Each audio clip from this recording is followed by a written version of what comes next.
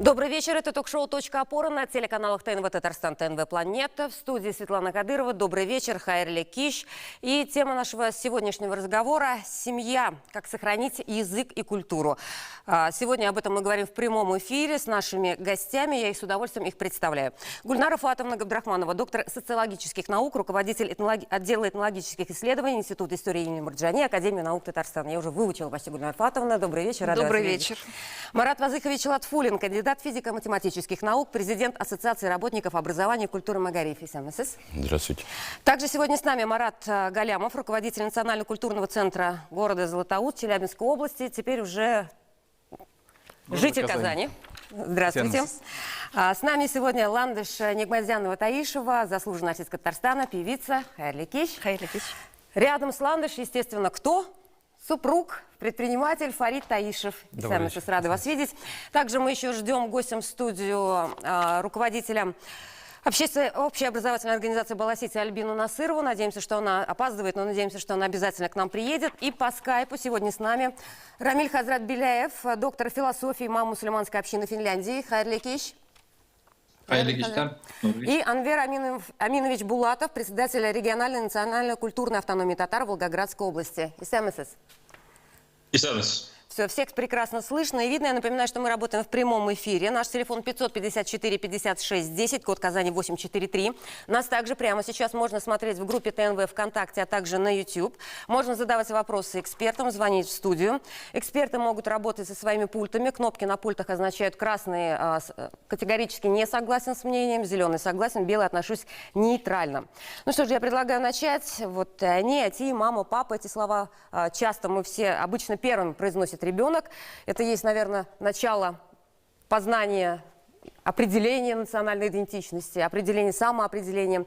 Не ошибусь, наверное, что все-таки в семье ребенок получает некую прививку, любовь к родному языку, к родной культуре, к родине. И вот в начале нашей дискуссии помните, кто из вас какие первые слова и на каком языке вообще говорил? Что рассказывали родители? Марат Вазыхович. Ну, естественно, на татарском языке. Я же жил в татарской деревне, рос, учился в татарской школе. Ваши слова были «это и они»? Да, я русский-то выучил, еле-еле. Во сколько лет? С большими трудами. Ну, заговорил я в 9 классе, понимал все в 5. Хорошо, Ландыш? То же самое. Они, а ты? Фарид? Тоже они, а ты, но у меня была немножко другая ситуация. Все-таки, если миним они, она из татарской деревни, то у меня отец хоть и татарин, но он родился на Украине и как бы не очень хорошо разговаривал на татарском, но потом как бы не то что проникся, но восстановил знание языка, да, и основной язык общения у нас в семье был татарский, конечно. А дети какие у вас слова первые говорили, на каком языке? У нас дети разговаривают только на татарском языке дома. Только в татарском языке дома. Об этом мы как раз тоже будем говорить, Марат. А у вас? Первые слова, конечно, были на татарском, но сколько себя помню, то есть я на 2 языках разговаривал хорошо. То есть с маленького возраста. Гульнара Фуатовна, а вы? У меня в семье все-таки было обращение мама-папа на русском языке, но к бабушке и к дедушке я всегда обращалась «Эби-бабай». Эби-бабай. Есть, Рамиль Хазрат, вам есть что добавить? Ну, я, как и все другие, также родился и вырос в татарской деревне Нижегородской области, в деревне Сафаджай. И разговаривал, естественно, на татарском языке с рождения, как и ваши другие герои сегодняшней передачи. Первые годы моей жизни русский язык я не знал. Русский язык изучал позднее в школе. Но любовь к родному языку, родной культуре прививался вот именно с малых лет, тем более, что у меня родители были работниками воспитания, педагоги, и отец, и мать, и как раз их напутствие, их любовь к языку передалась их детям. Хорошо, спасибо, Анвер Аминович. А у вас, может быть, другие слова были все-таки?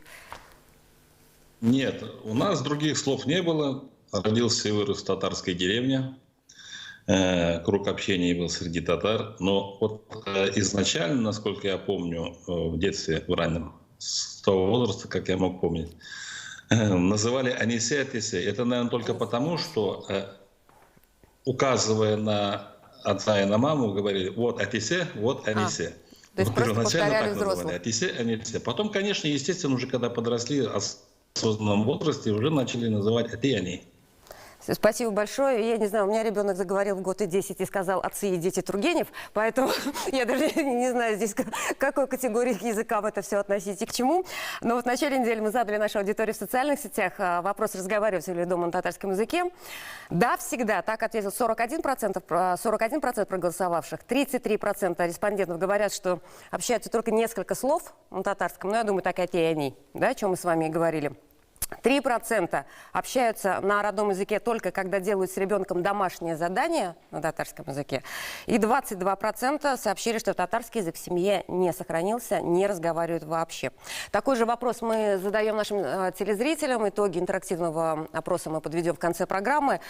Вот в предыдущих программах мы уже много говорили о маркерах идентичности. Вот я сейчас предлагаю вывести вот эту таблицу. Гульнара Фатовна, прошу прокомментировать, какие из этих маркеров идентичности больше всего сохраняются как раз в семье. Да? Где она?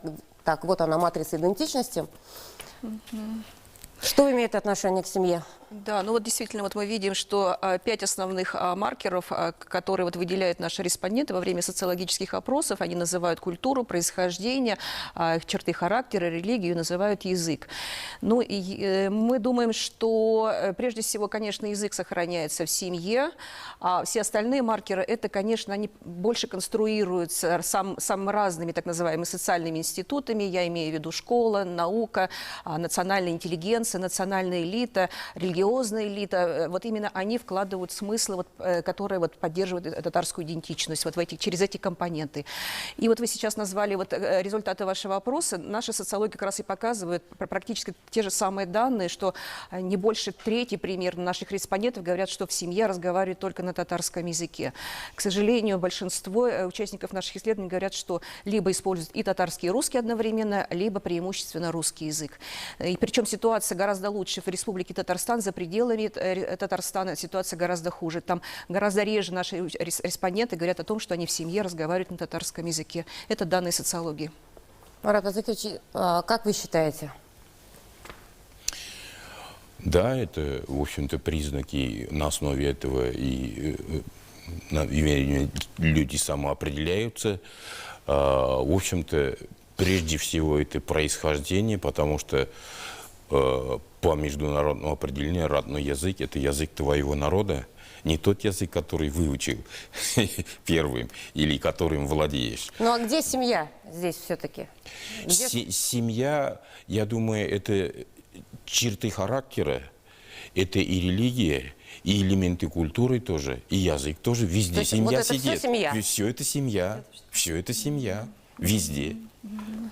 Марат, вот насколько вот сейчас как раз Гульнар Фатовна говорит, что за пределами сложно сохранять, и мы знаем, что Марат жил в Челябинской области, переехал сюда, ему уже это озвучили, что житель Казани. Почему? Вот объясни, пожалуйста. Почему переехал? Почему Почему в семье переехал не туда? применяется? Почему да. в семье не применяется? Не применяется там, да, и почему? Я и что не ты для скажу, этого что не сделал? применяется. Скорее всего, применяется меньше. Ну, потому что у нас культурная, языковая среда там другая. Было даже такое, что мы с супругой, с Эльзой, работали в одной сфере, в одной отрасли, в ЖКХ. Я как руководящий там, ну, в общем, фронтовик, да, получается, этой части. Она как юрист. И каждый вечер мы дома, естественно, встречаемся, обсуждаем, какие были, притом на разных предприятиях работали. Но проблемы-то одни и те же. И их никак не обсудить на татарском языке. То есть там есть, естественно, профессиональные термины. Вот это все. Это во-первых. А во-вторых, если взять детей, мы со старшим ребенком еще тогда столкнулись, когда начинали ходить в садик. Мы разговаривали преимущественно по-татарски дома. Ребенок пришел в садик, примерно 2 года, наверное, было. И после этого, после первого дня, я помню, 1-2 недели ребенок не разговаривал вообще, потому что садик русскоязычный. И мы поняли, что это очень сложно психологически. В дальнейшем старались, проживая в Челябинской области, что ребенку все-таки нужно привыкать к среде, к которой они столкнутся в первый день, как в садик придут, и стали в школу. разговаривать на русском. Да, стараемся с ними больше по-русски. Но, слава богу, у нас бабушки, дедушки недалеко, все там по-татарски, к ним приезжаем. И сами потом дома, конечно, сейчас вот после переезда в Казань мы преимущественно на татарском. То есть у нас всегда либо ТНВ, либо какой-то другой музыкальный татарский канал включен. Мы, конечно, с удовольствием погрузились сейчас в нашу родную языковую среду.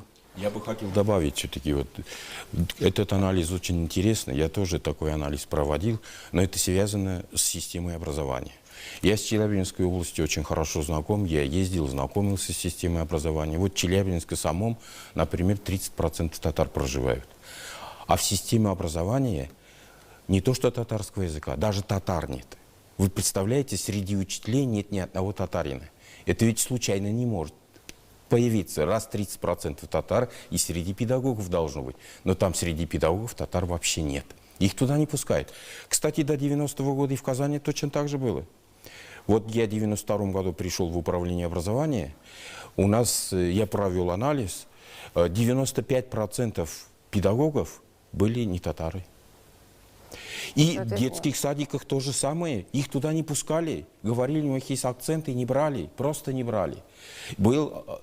А это связано с теорией педагогики. Потому что вот Дистерверек, немецкий педагог, говорил, что образование должно быть на родном языке, на культуру того народа. И более того, он говорит, педагог не только должен знать культуру этого народа, где с детьми он, который работает, он должен быть сам представителем этой культуры. И вот это везде, где в регионы России, где проживают татары на своих исконных землях, а Татарстан отличается только тем, что нет там системы образования на родном языке, включая дошкольное образование. Поэтому. И второй момент, он говорит, производственные слова невозможно говорить по-татарски. Как кандидат физико-математических Да, я наук, хочу сказать, что никаких производственных терминов на русском языке не существует. Например, ни трактор, ни комбайн, ни шпиндель, ни там вентилятор, они не русские слова. Все эти технические слова не приняты из английского, из немецкого. И поэтому их можно на татарском языке точно так же употреблять. Есть нюанс. А у нас нет системы высшего образования технического на татарском языке. Это на население оказывает огромное влияние. Они думают, что это действительно слова только русские, наука только может быть на русском, и они так закомплексованы. Но на эту тему я могу долго рассказывать. Но я хочу сказать, главное, там отсутствует система образования на родном языке, и в системе образования нет педагогов, татар, их туда не допускают. Ну, вот поэтому Марат теперь у нас, в общем-то, здесь и живет, и сделал вот этот выбор для сохранения языка, в том числе в семье. Ладно, Шафарит, вот как вы считаете все-таки, какие из этих маркеров формируются в семье, насколько вам это сложно? Вот вы говорили, что только на татарском. 3 детей, да, у вас есть? 4. 4? Да. Многодетная семья, 4 детей. Как сохраняете внутри татарский? Ну вот у нас тоже садики были русские. Так. И школы были, вот у старшего сына русские школы были. Сейчас я перевела во 2-ю гимназию. И 3-го тоже хочу туда перевести. На следующий год, в сентябре Алаберса в этом году пойдет и 3-й тоже в школу, в 1 класс. Но я очень строга с языком, поэтому у меня дети в совершенстве знают татарский язык. Несмотря на то, что садики у нас были русские, школы русские, при виде меня, может, я чересчур строга, конечно, они автоматически просто забывают русский. Все. И идеально знают и русский язык тоже. То есть вот они заходят домой, видят вас, видят маму, и у нас уже тут же переключают уже речь на татарском языке. То есть на татарский язык. Фарид, настолько строга ландыш, как она рассказывает? Отчасти. Все-таки нашей семье повезло в том, что у нас среда в основном общения все-таки татарская. Да? И семья ландыш татарский, и в моей семье все разговаривают по-татарски, и бабушки, и дедушки, и все знакомые, большинство из них, они разговаривают по-татарски. Нам, конечно, в этом плане гораздо легче, но что хотел бы сказать в этом плане, что семья все-таки сейчас, на мой взгляд, остается каким-то вот последним оплотом. Не фундамент, а последний оплот. Это агония. Это агония. Последние конвульсии. Сейчас мы еще узнаем у наших экспертов по скайпу, Анвер Аминович, сначала вам слово, да, а потом Рамиль Хазрат. Насколько сложно вот, действительно в семье, проживая вот, в Волгоградской области, сохранить вне языковой среды, сохранить язык? Сейчас проживаю с семьей в городе Волгограде. Языковая среда полностью чужда, будем так говорить. На русском языке все. В семье разговорная речь смешанная, татарско-русская. Те слова, которые легче сказать на русском, говорим на русском. Что на татарском, говорим на татарском. Так уже сложилось давно, в принципе, и наши бабушки, дедушки таким же образом общались. Вот. Конечно, очень тяжело в такой среде. И вот даже несмотря на то, что существует культурная автономия, но это инструмент, через который можно изучать языки. Стараемся, конечно, там где-то преподавать. Вот. Всевозможные мероприятия проводить на татарском языке. Но что можем, то делаем. В принципе, изучение языка, конечно же, это семья. Это семья. Потому что, несмотря на все принятые законы в Российской Федерации об изучении родного языка, по крайней мере, в нашей области нет примера изучения родного языка. То, что, допустим, включено в учебную программу. Дело в том, что, приняв такое решение на высоком уровне об изучении родного языка в школах, сам инструмент, сам механизм не отработан. Не отработан в каком плане? Если прийти к директору школы, написать заявление о том, что ребенок хочет изучать родной язык, это неразрешимая проблема для директора, это головная боль для директора. Это же нужно методические пособия, это нужны учебники, это нужен преподаватель квалифицированный, носитель родного языка. Вот, поэтому когда этот вопрос решится с изучением языка? А по поводу идентичности, это, конечно же, это основное происхождение. Если ты татарин или татарка, родились в татарской семье, это основное. В дальнейшем уже прилагается язык, культура, менталитет. Конечно же, есть у нас свой определенный татарский менталитет.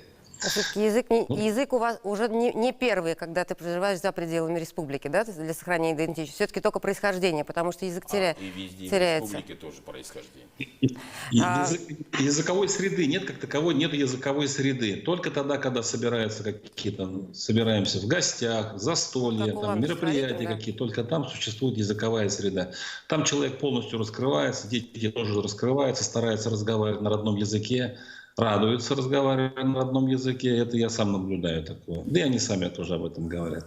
Поездки в Татарстан. В Татарстане, конечно же, когда языковая среда татарская, там ну, сейчас тут Марат Вазыкович сейчас с вами поспорит по поводу татарской среды. Здесь тоже. Мы сейчас ненадолго на рекламу, и Рамиль Хазрат зададим вопрос вам. Что объединяет Чечню и Татарстан? Мы брали как образец флаг Татарстана. Чем сейчас дышит Грозный? Сбылась моя детская мечта – покататься на качели в рабочее время. Эксклюзивные интервью и взгляд автора программы «Татарстан Тудей. Открытый миру» Дины Газалиевой. Татары, мы от настоящего брата воспринимаем. Я приглашаю в гости. В субботу на ТНВ.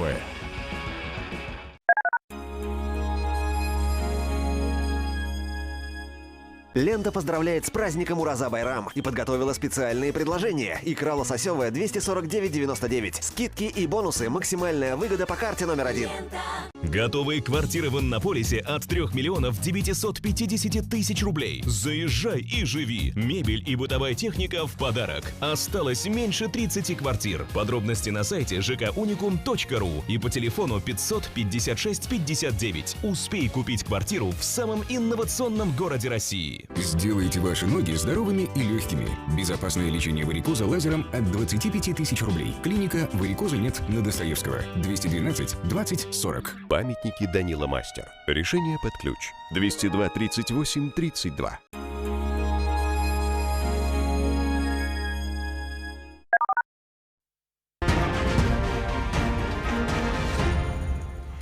Это ток-шоу «Точка опоры». Мы продолжаем обсуждать тему «Семья. Как сохранить язык и культуру». И вот к Рамилю Хазрату у меня вопрос. За пределами России, конечно, сохранять татарскость, наверное, еще сложнее. Но вот очень показательный пример у вас. В 2020-м, если не ошибаюсь, вышла книга ваша «Татары Финляндии. История интеграции и сохранения идентичности». В ней рассказывается о том, как наши соотечественники, их не более 1000 человек, да, смогли сохранить язык, культуру и религию, прижиться, но не раствориться в европейской стране. Вот почему, как вы считаете, в чем сила ваша была? Почему так произошло? Спасибо за хороший вопрос. Прежде чем ответить на вопрос, хотелось сделать небольшой исторический ракурс в историю татар Финляндии. Такой взгляд, да, очень коротко. Значит, в 1917 году Финляндия отделилась от российского государства, и примерно 1000 татар остались практически оторванными от своих корней, от своих родных мест, от своей культурной составляющей. То есть в этих условиях татарам необходимо было выстроить модель для того, чтобы самосохраниться. Для этого они создали общину, для этого они приглашали преподавателей, среди которых были очень видные татарские и политические, и интеллектуалы, деятели, значит, культуры. И они таким образом создавали сами среду для того, чтобы сохранить язык. Печатали своими силами книги, учебные материалы, создали свою первую школу, которая начала работать в 1948 году. Представьте себе, что в Хельсинки была татарская школа. Правда, начальная, 4 класса было, но все равно была своя школа, она была как раз в государственной системе. И в этих условиях у татар, можно так сказать, была реальная угроза потери не только языка, а вот полностью раствориться. И здесь как раз и выстроилась такая очень интересная модель самосохранения. Это идет не сверху, а снизу. То есть нету никаких указаний сверху, делайте так или делайте по-другому. То есть каждый человек, каждый родитель, мать, отец старались прививать своим детям татарский язык, старались прививать любовь к религии, к своим основам. И эта любовь до сих пор сохраняется. Более того, я хочу сказать, что на сегодняшний день значит, силами общины, силами преподавателей и в большей степени силами родителей, именно родителей, сохраняется язык не только значит, в традиционных татарских семьях, а сегодня это, мы знаем, это не секрет, что очень много смешанных семей, то есть, значит, находясь в Финляндии, здесь люди не могут найти себе пару из числа татар, они могут жениться, выходить замуж за финнов, за шведов и за других национальностей, и получается, что в одной семье минимум 3 языка. Это татарский, это, допустим, шведский и финский. Это татарский, английский, опять же финский. То есть дети зачастую говорят на 3-4 языках, как на своем родном языке. Но при этом татарский язык сохраняется, татарский, то есть хотя бы на бытовом уровне дети могут общаться. И преподавание в нашей общине и религии, и татарского языка идет именно через татарский язык. Это как раз является таким вот показателем. То есть я хочу сказать, что если даже нету языковой среды, если даже нету, допустим, тут 1000 татар, татарских школ, можно вот на уровне семьи, вот то, что как раз мы сейчас обсуждаем, да, на уровне семьи можно сохранить язык. И вот в этом я очень согласен с Ландышханом, с ее супругом, что необходимо именно дома, пускай даже это будет строго, но дети потом скажут спасибо, что им преподали язык, что им привили любовь к родному языку. Вот Гульнара Фуатовна не согласна, да? На уровне семьи татарский язык, как любой национальный язык, не сохранить, потому что без дополнительного специального образования, общего, высшего образования в любой национальной среде, в том числе татарской среде, не появятся писатели, поэты, интеллигенция, культурная интеллигенция, элита, национальная интеллигенция. Язык должен развиваться, язык должен изучаться в специальных учебных заведениях, помимо семьи. Хочу добавить, что вот Финляндия — это особый случай. Там они... Компактно? Нет, они люди приезжие. Они там диаспора, это не их родина. А тут татары в России, они у себя на родине живут. Да, их хотят оставить в роли диаспоры. Даже этот термин применяют. Например, в Челябинске я много слышал, в Свердловске, в Омске, Томске татары диаспора. Но это они не диаспора, это коренной основной народ. Там русские диаспоры пришли народ, а татары там везде основной народ. Они имеют все права на это. Поэтому тут совершенно... А потом татары в целом как нация, она очень развитая, потенциал татарского народа очень высокий. Мы можем иметь высшее техническое образование на татарском языке. Я против того, чтобы ограничивали развитие татарского языка, татарского народа только изучением языка. Это вопрос тупиковый. Это как раз уже сужение. Нужно высшее образование, высшее техническое наука на татарском языке. Вот тогда и бытовые вопросы в семье будут легко. Они поймут, что эти же термины, они и татарские, и английские, и русские. Русские никаких новых терминов технических не придумали, уверяю вас. Даже ни одного школьного предмета названия нет на русском языке. География – это не русские слова. Математика – не русские слова. Химия – не русские слова. Вообще нет, даже история – не русские слова. Хорошо, о том, как создавать... Поэтому, как вот? Для этого мы не должны сузить. А потом слово «культура» я хочу обратиться. К сохранению культуры в семье вообще бессмыслица. Культура по определению – это производственные и общественные отношения. Как их в семье можно сказать? Культура только появляется в результате производственных отношений. А наши думают, что петь или плясать, вот это культура. Нет, это не культура, это производственные определения культуры такого. Об этом мы как раз поговорим уже после новостей Татарстана. Не переключайтесь, мы продолжим во второй части.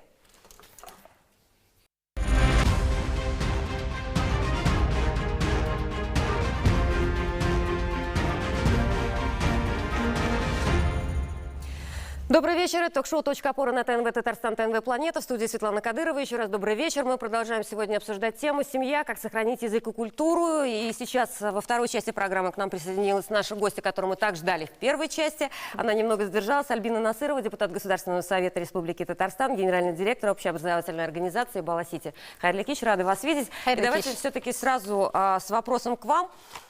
С каким наследием языковым к вам приходят дети? Вот давайте дошколята. Да. Я хотела бы подчеркнуть, что вообще языковому развитию нужно уделять внимание в раннем дошкольном возрасте. Корней Чуковский что говорил? Дети к 4 годам языковые гении. То есть если мы хотим, чтобы наши дети говорили, то нужно вот в этом раннем, как только родился ребенок, нужно уже задумываться, на какой первый язык у него будет. Да? Хотим ли мы, чтобы ребенок дальше говорил? И, к сожалению, бывают разные истории, да, бывают сейчас современные семьи приходят к нам в Бала-Сити и говорят, вы знаете, мы очень хотим, чтобы ребенок знал татарский язык, но мы, к сожалению, воспитывались в такую эпоху и сами не владеем татарским языком. Но они готовы сделать все. И вот для этого очень важно создавать, я считаю, в нашей республике, в городе группы с погружением ребенка в татарский язык.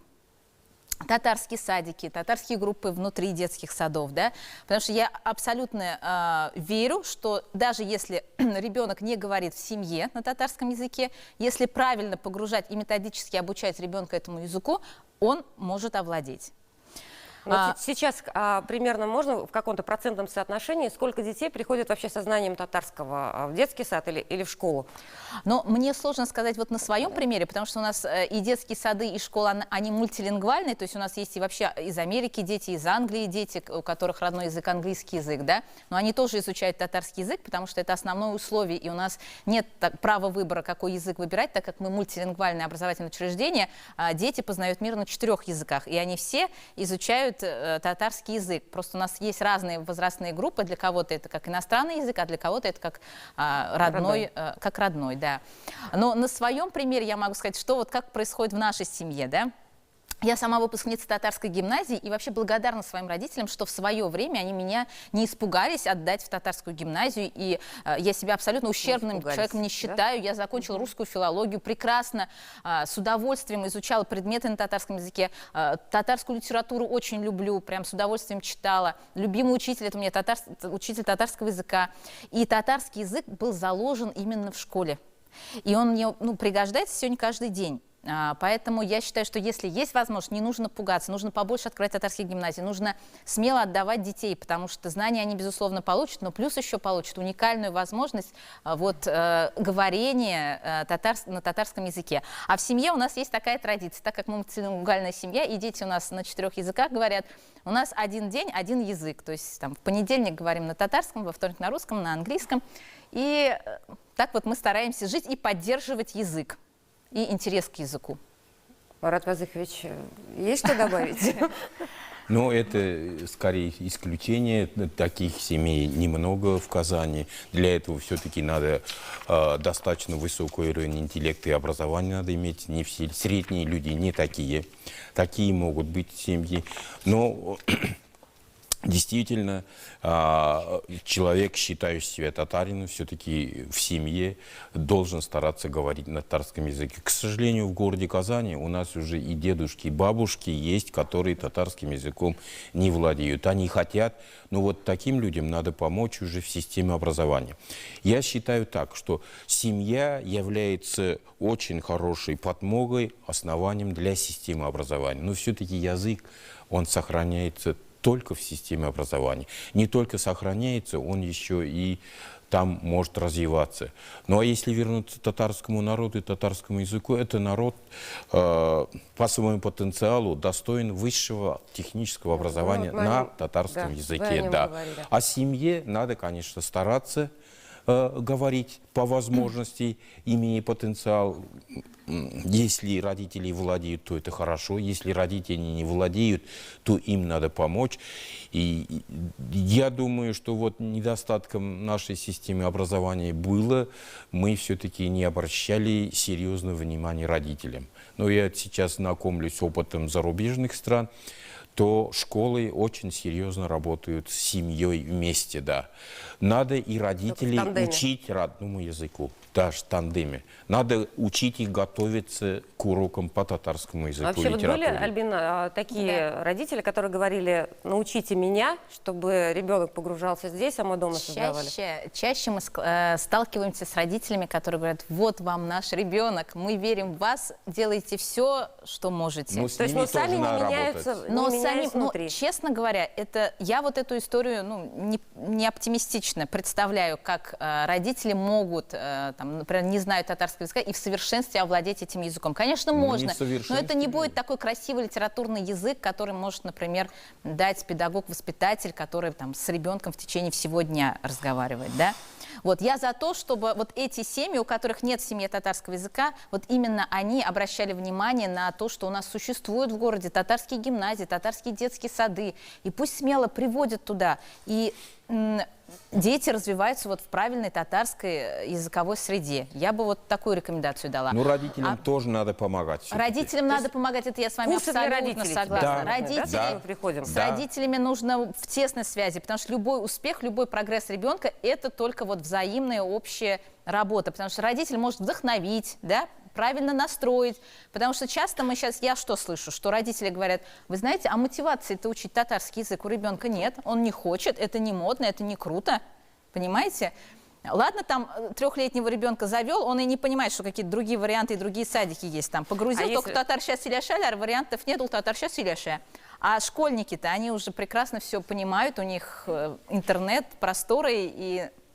Сейчас вот, например, мода, вообще корейский язык дети изучают, японский хотят изучать. Откуда это? Вот как-то же в интернете... рождается? Да, им прям хочется, они говорят, Альбина Мунировна, замените нам, вот нам второй иностранный, прям очень нужен там корейский, я чуть не упала. Оказывается, они все смотрят эти... Аниме, да? Да, влюблены в певцов корейских. и хотят овладеть языком. Тут очень многое зависит от мотивации, от желания ребенка. И вот здесь я с татарским языком уже для тех детей, которые не дошкольники, я бы вообще рекомендовала, что нам нужно создавать какие-то очень интересные, крутые проекты доп. Образования на татарском языке. То, что им может понравиться, это, допустим, пусть даже там арт-занятия с каким-то интересным, невероятным учителем, который будет говорить только на татарском языке. То есть мы не говорим о татарском на татарском, мы открываем мир на языке. Именно, Язык да. это средство. Это называется клил. Это клил, да, спорт на языке, это может быть творчество на языке, это может быть даже наука, какие-то эксперименты, science, да, но это все на татарском языке. Но для этого нужны очень интересные, мотивированные личности, учителя татарского языка, которым будут бежать дети и говорить: я очень хочу на робототехнику там, да, Амир Абыга, потому что у него интересно. Владеющий татарским языком. Да, специально. Вот, например, робототехника, все дети балдеют, всем нравится, да, или школа блогера, но татарща. Да. Интересно, и ребенок даже подсознательно, он даже не будет понимать, что он идет изучать язык, он будет понимать, что он занимается знанием. Да. Я вот прям пример вам могу привести. У нас сейчас очень классный проект есть «Шаян ТВ». Телевидение на татарском языке. И вот я даже своему ребенку сказала, я говорю: Азим, а ты хочешь быть ведущим вот на Шаян ТВ, тебя весь мир будет смотреть? Да. Я говорю: так ты понимаешь, что тебе нужен татарский язык очень хороший, чтобы тебя взяли? Пару раз его привела, и он прямо говорит: я очень хочу говорить на татарском языке, чтобы быть ведущим. То есть школа телевидения на татарском языке, как пример, да, все, он вдохновился, он прям учит. Сейчас тукайна иряням, пойду, меня снимут, меня покажут. То есть тут разные могут быть истории и примеры, но очень важно ребенка вдохновить каким-то проектом на татарском языке. Хорошо. Сейчас мне подскажут, что у нас есть звонок в студию. Добрый вечер. Представьтесь, пожалуйста, и задавайте свой вопрос. Добрый вечер. Меня зовут Искандер. Моему сыну 2,5 года. И вот такой вопрос я хотел бы задать. Очень много зависит от контента передач. Вот, например, есть отечественные очень простые, доступные мультфильмы, вот типа «Грузовичок Лева», такие вот, я уже сам даже выучил эти названия. И когда видишь, как ребенок поглощает эту информацию, понимаешь роль вот таких очень простых детских передач, мультфильмов в усвоении языка. Вот каким образом можно расширить этот контент? Может быть, создавать какие-то общественные фонды, которые будут заниматься спонсорством создания таких вот передач, или какие-то каналы, потому что, конечно, Шаян ТВ – это очень большое достижение в нашей среде, но, наверное, существуют и другие какие-то возможности, которые позволят создавать эту среду и в любое время в интернете находить на каком-то едином таком сайте, агрегаторе передачи или мультфильмы на татарском языке. Спасибо. Спасибо большое. Да, здесь уже скорее вот даже мнение, да, то есть, что контент необходим, о чем мы с вами говорим. После рекламы мы об этом проговорим, на минутку переключаемся. Это очень правильное предложение. Что объединяет Чечню и Татарстан? Мы брали как образец флаг Татарстана. Чем сейчас дышит Грозный? Сбылась моя детская мечта – покататься на качели в рабочее время. Эксклюзивные интервью и взгляд автора программы «Татарстан Тудей. Открытый миру» Дины Газалиевой. Татар, мы настоящего брата воспринимаем. Я приглашаю в гости. В субботу на ТНВ.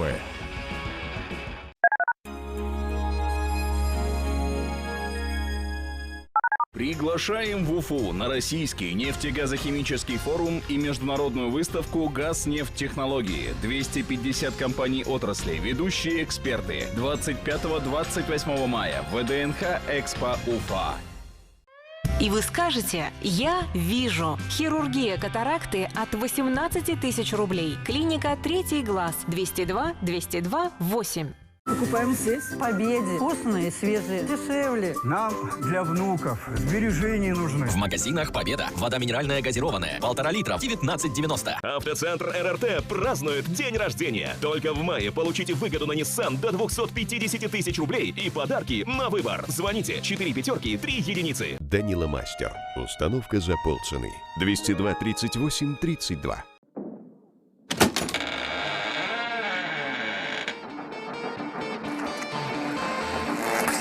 Стоять! Не с места. Звонили из школы. Ты арестован. То есть наказан. Все сказанное тобой будет использовано против тебя в суде. То есть перед мамой. Марш в угол.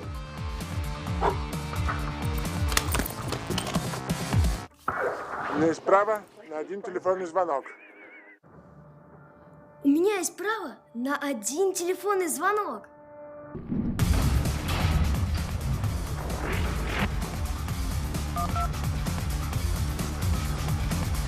Папа, это тебя. Специалисты телефона доверия окажут психологическую помощь родителям и их детям. Воспитывать сложно, позвонить легко.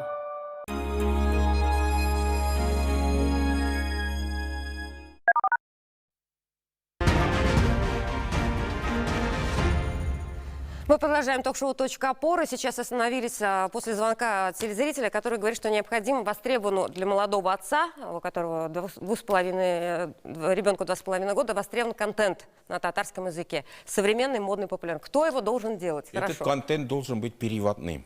И, естественно, для этого нужно создавать на базе, но за счет государственных денег, какие-то студии, которые этим занимаются профессионально. Но другого нет. Интернет-просторы, то есть все должно быть доступно бесплатно для педагогов, музыкантов, там, лингвистов и так далее, чтобы был какой-то единый сайт, куда могли бы все заливать и для общего пользования. Да, потому и что, должны я знаю, были единицы... люди, которые заливают да, туда. Да, вот это нужно, потому что есть единицы прекрасных учителей, которые сами пишут, сами записывают, у них есть, они готовы поделиться, но... То есть это где-то идейных это где-то просто людей? запутается, и никто не сможет найти эту классный песню. перевод мультфильма Конечно, все-таки хочется. нужен только на профессиональной основе. Ну, давайте, главное, вот как представитель культуры, да, культурной сферы, что можно сделать, с какими проектами можно достучаться? Нужно же желание детей, чтобы они посмотрели это в интернете. Но тут желание откуда? Это от родителей зависит. Ну, 2,5 лет да. году, конечно, все папа, семье мама надо включает. помочь. Семье надо помочь. Мы, например, детям очень редко даем телефоны, играть там игры какие-то. Вот если, это же от родителей зависит, если мать захочет, посмотри этот мультик. Если постоянно давать этот мультик на татарском языке смотреть, конечно, он будет смотреть. Это все от семьи, от родителей идет. Поэтому было бы желание, все может сделать. Хорошо, семье тоже надо помочь. Хватает, тут контент качественный контент. Вот упираемся, он все равно не появляется на пустом месте. Это нужно определенное финансирование. То есть семье нужно что-то обсуждать, что-то смотреть вместе, да, анализировать какие-то книги, фильмы и так далее, и так далее. То есть семья просто с сохранением внутри, посидеть за столом, щек-щек, балиш и так далее, это не спасет. Да, мы правильно понимаем? Да. Извините, вам не кажется, что вы какой-то идеальный мир сейчас обсуждаем, что-то типа построения коммунизма? Почему это невозможно, Фарид? Фарид как предприниматель сейчас. Нет, я не спорю об этом. Если вы даже сравните, да, вот пару лет назад до Шаян ТВ что было, и сейчас. Сейчас я могу спокойно включить Шаян ТВ и буду спокойно, что хороший мультик на татарском языке с хорошей озвучкой, профессиональными актерами будет у меня чистую, красивую татарскую речь ребенок слушает. До этого же этого не было. Фарид, я считаю, что мы прям хорошо двигаемся. Просто я согласна, где-то, может быть, нужно ускоряться, где-то, может быть, нужно нам всем включаться в этот вопрос. Песни красивые записывать для малышек там, да? Да, нет, я не спорю. Конечно, все это нужно, все это надо, все это делается. Но, понимаете, мне складывается такое ощущение, что идет шаг вперед, 2 шага назад. То есть, в принципе, вот мы какие-то движения делаем, там какой-то контент, какие-то комиссии, какие-то министерства, все такое. На самом деле, где сейчас в основном разговаривают на татарском? Это татарские деревни. Что бы там ни говорили о татарской интеллигенции, это, конечно, цвет, но интеллигенция тоже откуда-то должна появляться. В большей степени из деревень появляется. Да, и потребителями этой интеллектуальной продукции кто-то должен быть, правильно? Но в последнее время, вот как вот мы замечаем, вот и с концертами ездим, даже в татарских деревнях, ну, будем так говорить, в кавычках, потребителей татарского языка становится все меньше. Вот мы сейчас говорим, что вот вот мы с ней, вот она научила нас татарскому. Но вот следующее поколение Абиляр уже не будут знать его, понимаете? Ну вот следующее поколение Абиляр вот, это я, например, да? У меня владение, возможно. То есть уже для некоторых, для следующего поколения он и Аби юг. Вот в чем дело. Вот мы можем как бы обсуждать татарские вот эти... садики нужны. Вот для этих родителей Да, все да. запускайте То есть это вот все их проекты, да, это, на мой взгляд, и то, что вы замечательные истории рассказали, это на мой взгляд, все-таки частности. Это не глобально. я Это не согласна, глобально, да. То есть мы в частностях выигрываем, а в основном мы все-таки отступаем назад и с достаточно приличной скоростью, насколько я это вижу. Вот.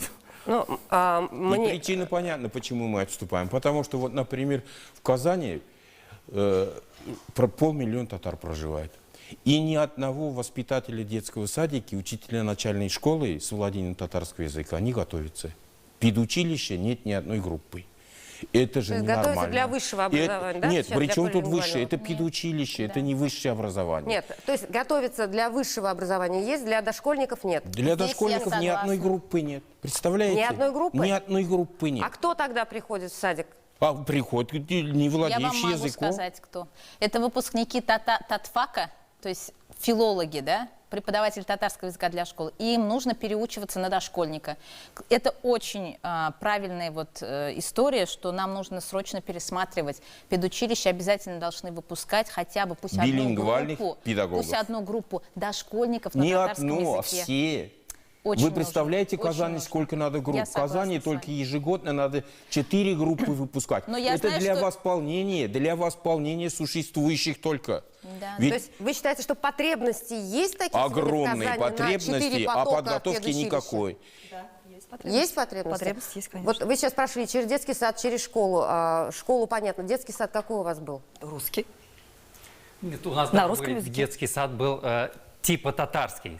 Но там все разговаривали на русском, в том числе воспитатели, понимаете?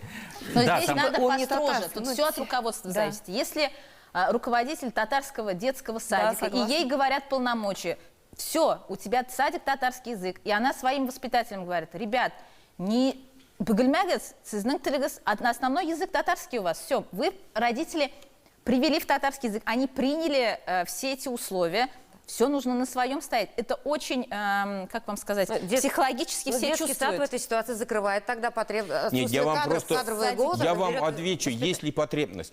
Вот 12 групп выпускает педучилище на русском. Знать, потребность есть. А что, у нас в Казани только русские живут, что ли?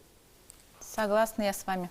Значит, должно быть билингвальная подготовка педагогов. Надо будет, они будут работать на русском. Ведь татарские воспитатели, владеющие татарским языком, они и на русском работают прекрасно. То есть вообще это выпускать билингвальные они. билингвальных Надо, специалистов, мы говорим. Но за сейчас счет этот бюджета вопрос- надо выпускать только билингвальных. Это должна быть политика нашего государства. То есть все педучилища Да, на эти рельсы педучилища ставятся? подчинены напрямую Министерству образования республики. Они к России никакого отношения Марат не имеют. Базыхович, насколько я знаю, этот вопрос прям, ну вот, он принят, и они сейчас готовятся, насколько я знаю, Вопрос, открывать. наверное, принят, а уже эти группы закрыты 10 лет тому Ну, назад. то, что Группы пора закрыты. Это выпускать, сейчас да. будут готовиться пока. Сейчас с нуля начинается. Да, с нуля Быть моя начинается. воля, Только я бы появятся Анфису специалисты. давно уже уволил.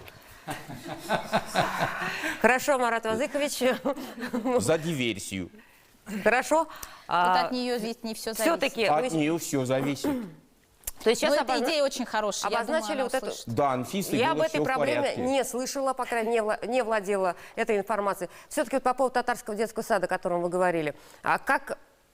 То есть в детском саду ребенок полностью обучался, воспитывался на русском языке, я правильно понимаю? Но вы То не есть, были, значит, в татарской гимназии, в что, татарском садике? что татарском предпринимали садике мы не были. родители Мы- для того, чтобы... Вот, какие-то меры были вами предприняты, чтобы Но перевести Да нет, разговор с потому что у директором? меня дети разговаривают чисто на татарском языке. Ну, у них И на вы не русском переживали, чисто что они там разговаривают. Я не потеряют? переживаю, потому что Они я в же семье вижу, говорят. как мои дети разговаривают. Они в семье чисто говорят. разговаривают на татарском языке.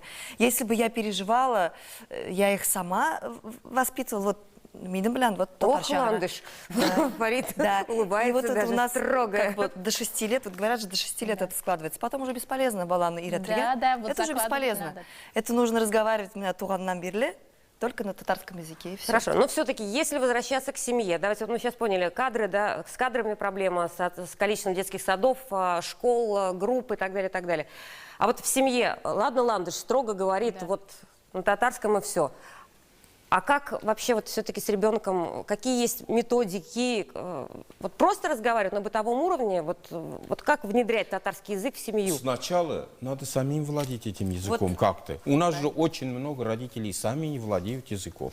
Не владеют они. Даже дедушки, бабушки казанские не владеют. Но это городская среда, которая сейчас проходит, только да, на государственном уровне, только с помощью образования их можно вытащить. А образование имеет ведущую роль. Вот в Казани татар... Ну вот Ландыш говорит, что образование здесь вторично. Слушайте, Ландыш это исключение. Я вам сейчас скажу, я вам приведу исторический пример. Берем город Казань. Все татары приезжие. В Казани до революции было 7% только татар. Это был чисто русский город. Вот они понаехали. Они понаехали и обрусили. Почему? Они дома говорили на татарском, они не знали сами русского языка. Но дети их воспитывались в русских детских садиках, в русских школах учились. Их еще учили, что ваши родители, они безграмотные, тупые, они колхозники деревенские, а вот мы даем вам передовые знания, мощный русский язык, и вы очень культурными людьми выйдете. И дух этого образования в образовании сильно существует. Он исподволь давит на людей. И они обрусили через образование, только через образование. Они все перешедшие владели своим родным языком. Говорили в семье только на татарском. А вот их дети обрусили. Поэтому система образования имеет огромную, решающую роль. Семья только может помочь. Только может помочь. А сейчас мы должны помочь семье. В городах это 100% мы должны помочь. Хорошо, у нас сейчас до конца программы остается 5 минут. Давайте все-таки подытожим. Итак, что нам нужно сделать? Там, первые 2-3 шага. 3 шага, чтобы сохранить. Я понимаю, что тут уволить. Да, Марат Асахович, мы слышали. Анфису Петровну только. Итак, что нужно сделать? Давайте, Альбина. Я за то, чтобы побольше открывалось дошкольных учреждений татарских групп, татарских детских садов. Потом я за то, чтобы действительно создавать такой контент различных песен, да, на татарском языке для дошкольников, опять-таки, потому что это больше всего не хватает.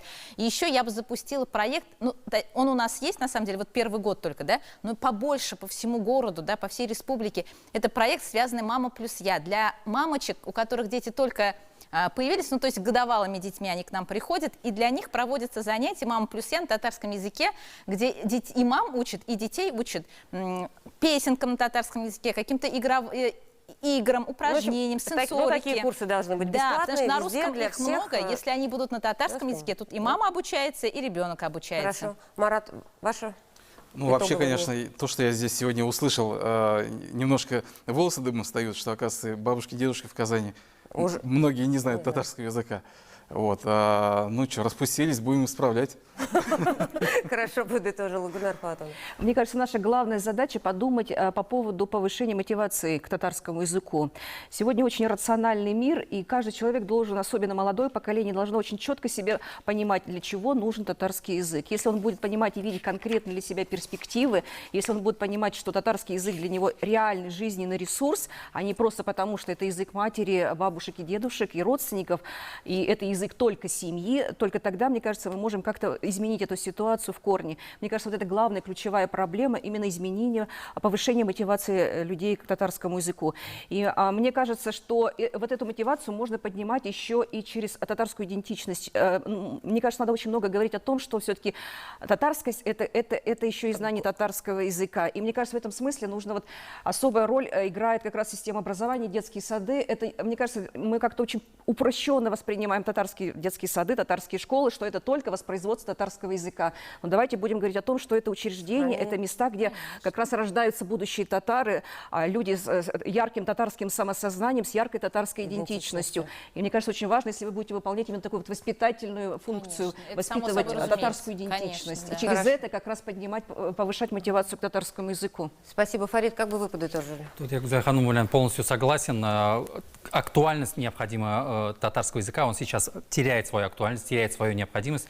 Как она правильно сказала, нужно эту актуальность поднимать, она должна быть. То есть дети и взрослые, они должны для чего-то его знать. Действительно, не просто там, да. Да, Лаундыш тоже, если можно. Да, то же самое, со всеми согласна, со всеми мнениями. И нужно стараться желание, чтобы, да, и родители, чтобы старались, не только дети. Дети, они будут знать, если у родителей будет желание и вообще вот мотивация. Хорошо, сейчас нашим гостям по скайпу. Анвер Аминович, ваше мнение, пожалуйста, да, и потом Рамиль Хазрат, пожалуйста. Что нужно сейчас вам? Татарский язык относится к тюркской группе, и очень много стран разговаривают на этом языке. Это одна из мотиваций для изучения языка. Но у нас есть опыт хороший, положительный. Это в детском садике создаются группы. Детсады русские, но создаются группы с татароговорящими преподавателями, воспитателями. Вот. Я считаю, что нужно с детства, с раннего детства изучать татарский язык. Вот то, что я помню, что мне говорила бабушка моя, дедушек, к сожалению, нет, они все погибли на войне. То, что я помню разговорную речь с бабушкой и с мамой, то у меня и осталось, и укоренилось. Хорошо, спасибо. Поэтому я считаю, с ранних ногтей, это с детских садов. Семья, детский сад. Рамиль Хазрат, подытожьте, пожалуйста, тоже, если можно, коротко. Да, перефразируя предыдущих ораторов, хотела бы сказать, что должен появиться своего рода социальный лифт, то есть необходимость изучения татарского языка для того, чтобы подниматься по служебной лестнице, подниматься каким-то образом и чисто финансово. Это первый момент.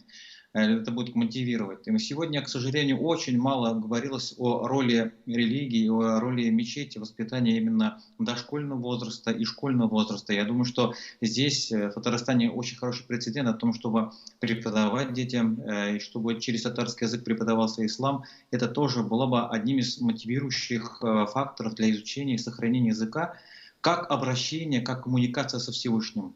Хорошо, спасибо большое, Рамиль Хазрат. Марат, коротко. Я считаю, что коротко все-таки за татарский язык надо платить. Я для примера предлагаю посчитать расходы Российской Федерации на русский язык, включая телевидение, радио, средства массовой информации и расходы на татарский язык Республики Татарстан. Больше ни один регион на татарский язык не расходует.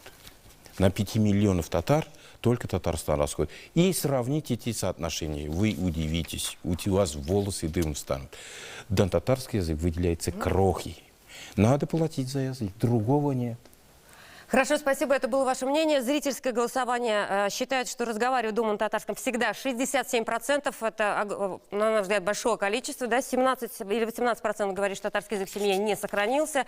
И есть чем. И 13%, да, те, кто говорят по несколько слов в день. В общем, есть где работать, есть над чем работать. Проблемы сегодня очень хорошие подняли по кадрам в педучилище. Думаю, об этом надо будет делать следующую программу. Я благодарю всех экспертов за участие в программе. Было очень интересно. Я надеюсь, что точку опоры мы, по крайней мере, попытались найти. Всего доброго, до свидания.